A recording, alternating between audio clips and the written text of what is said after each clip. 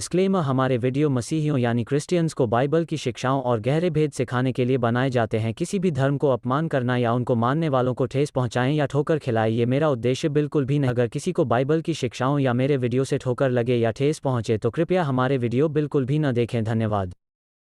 Hello दोस्तों, आप सभी को जय मसीह की। मैं परमेश्वर का दास प्रॉफिटिंग को आपका स्वागत करता हूं प्रोफेटिक मिनिस्ट्री में एक दमदार और धमाकेदार वीडियो। मेरे प्रिय भाई बहनों, आज हम परमेश्वर का धन्यवाद करेंगे। क्या मसीह लोग रक्षाबंधन मना सकते हैं? क्या मसीह लोग राखी बांध सकते हैं? रक्षाबंधन आने से पहले वीडियो को जल्दी से देख लीजिए। रक्षाबंधन आने से पहले वीडियो को जल्दी से देख लीजिए। मसीह लोगों, रक्षाबंधन आने से पहले वीडियो को जल्दी से देख लीजिए। हिला देने वाली वीडियो ये।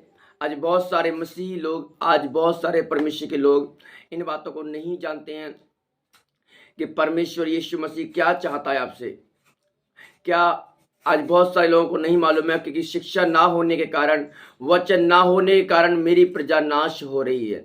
आज बहुत सारी प्रजा को, बहुत सारे परमेश्वर के बच्चों को, परमेश्वर के लोगों को नहीं मालूम है क्या मसीह लोग रक्षाबंधन मना सकते हैं, क्या मसीह लोग राखी बांध सकते हैं एक दूसरे को।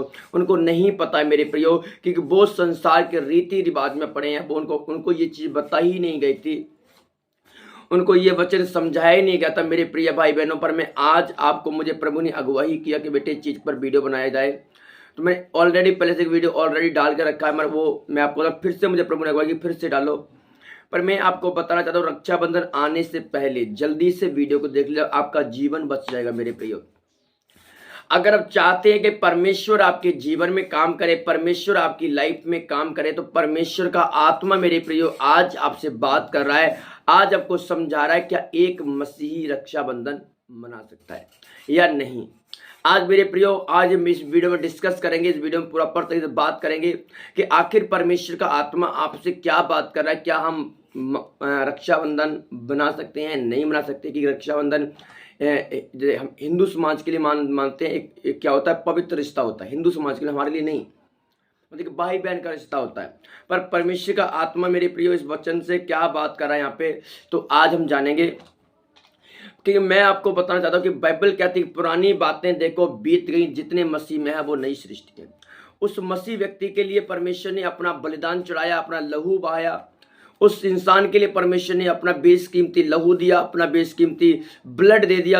अपने पीठ पर 39 कोड़े ले लिए और इतना भारी क्रूस लेकर के चला। किसके लिए? उसी मसीह व्यक्ति के लिए जो आज पाप कर रहा है, व्यभिचार कर रहा है, गलत काम कर रहा है, संसार के रीति रिवाज में पड़ा है।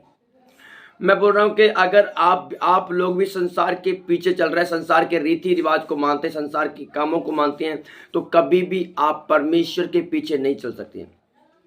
क्योंकि आप परमेश्वर से और संसार से, दोनों से मित्रता नहीं कर सकते। इनसे आपको अलग चलना पड़ेगा।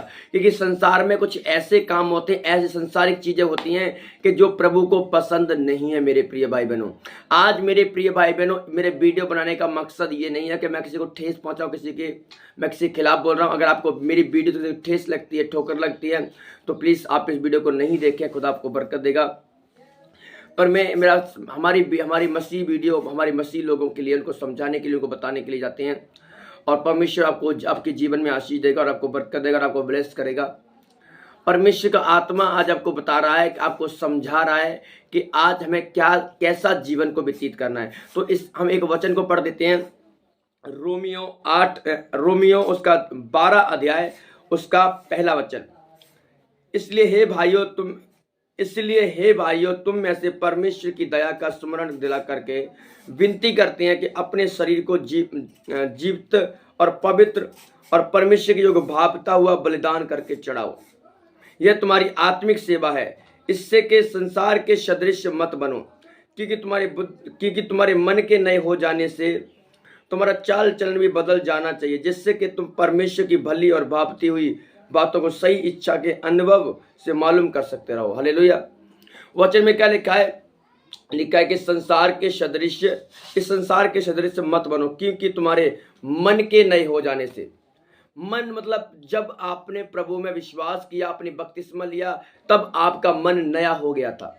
आपका मन चेंज हो गया था। प्रभु बोल रहा है कि तुम संसार के सदृश मत बनो, क्योंकि तुम्हारे मन के नए हो जाने से, तुम्हारी बुद्धि के नए हो जाने से तुम्हारा चाल चलन बदल जाना चाहिए।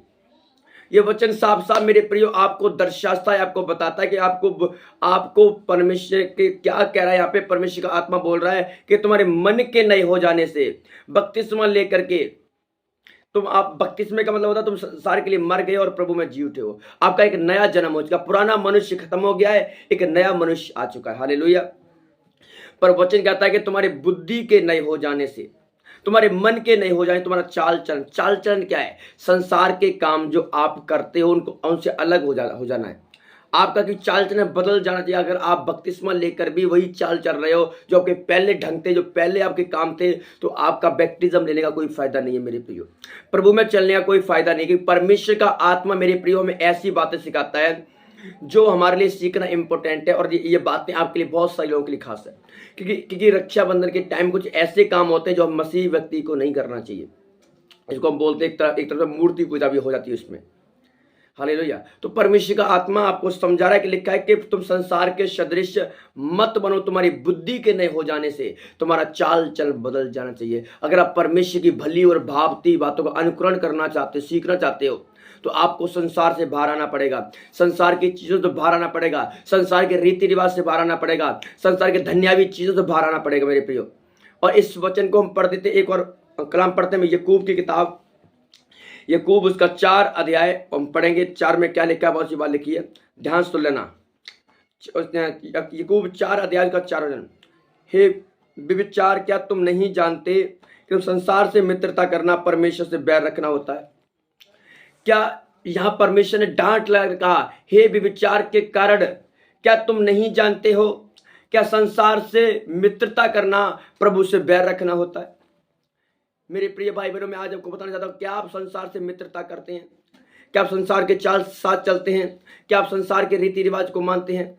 क्या संसार की अभी भी संसार के नियम को फॉलो करते हैं? जो संसार कर रहा है कि नहीं ये नहीं करना है, आज शुक्रवार है, आज सर नहीं धोना है, आज वीरवार है, आज नहाना नहीं है, आज ये नहीं करना है, क्या आप आज भी संसार के नियमों को मानते हो? क्या संसार के रीति रिवाज में चल रहे हो? तो प्रभु कह रहा है, आपको डांट लगा रहा है यहाँ पे, हे व्यभिचार से जन्मी हुई संतान, संसार से मित्रता करना प्रभु से बैर रखना होता है। मेरे प्रिय, संसार से मित्रता करना, जो संसार में रहता है मित्रता करता है, प्रेम मतलब संसार में मित्रता रख रहा है और प्रभु से बैर करेगा, क्योंकि संसार में और परमेश्वर में जमीन आसमान का फर्क है। संसार में वो काम दर्शाए जाते हैं, वो काम होते हैं जो परमेश्वर को 1% भी पसंद नहीं है। संसार में मूर्ति पूजा, गाली गलोच, पाप, विचार, गलत काम, पति पत्नी में झगड़े, मतलब बहुत सारी चीजें होती हैं जो परमेश्वर उनको पसंद नहीं करता है। लिखा संसार से मित्रता करना प्रभु से बैर रखना होता है मेरे प्रियो।